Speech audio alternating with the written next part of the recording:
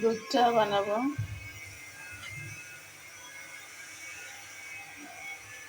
দেখছেন এই যে তেলটা বাইসে গেছে গা। গ্রামের দুধগুলা কিন্তু তেল বাসে, ঢাকার দুধগুলা কিন্তু উপরে তেল বাসে না। আর গ্রামের গায়ের দুধগুলা কিন্তু একদম দেখছেন উপরে তেল বাসে, তেল তেল লাগে। আর দুধটা কিন্তু ঘন হইলে চাটা, দুধ চাটা খেতে কিন্তু অনেক ভালো লাগে। আমি এদিকে দিয়ে দিব চা পাতা। দুধ চার ভিতরে কিন্তু চা পাতাটা বেশি লাগে।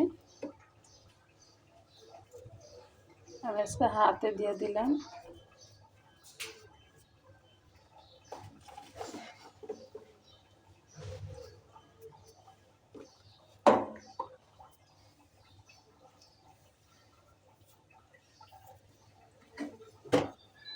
দুধ চা একটু মাঝে মাঝে খাই, বেশি খাইটাই না, রং চাটা খাই, মাঝে মাঝে দুধ চাটা খাই।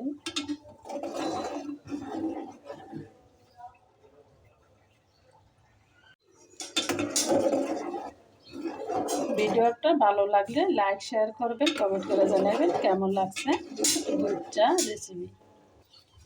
দুধ ঘন হইলে চা খেতে কিন্তু তৃপ্তি মিটিয়ে যায়, খেতেও অনেক ভালো লাগে। আর দুধ চাটা কিন্তু একটু পাতলা হইলে কিন্তু খেতে ভালো লাগে না, দুধ চা ঘন হতে হইবে, খেতে অনেক ভালো লাগে। দুধ চার ভিতর পাতিটা বেশি লাগে। আর এই যে শুধু চিনি, দুধ চা জাল দিতে বেশি ঝামেলা লাগে না, একদম সোয়াল।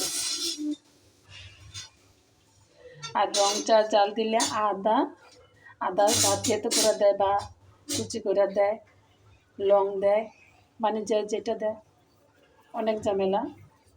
আর দুধ চা শুধু দুধটা ভালো করে জাল দিলে চা পাতাটা চিনিটা দিয়ে দেয়, ঝটপট হয়ে যায় চা।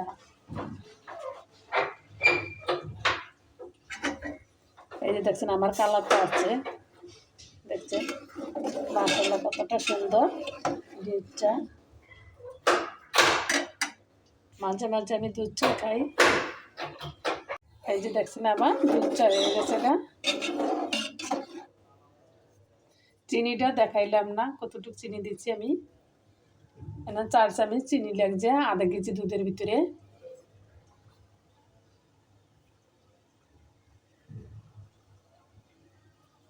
আমার চাটা হয়ে গেছে, এখন নামাই নিব।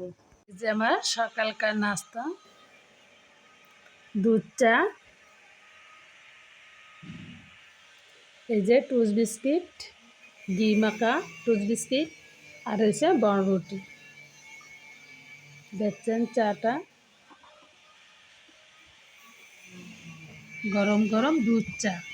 চাটা কালারটা কীরকম আছে দেখছেন, মাশাআল্লাহ অনেক সুন্দর ঘন একদম দুধ চা।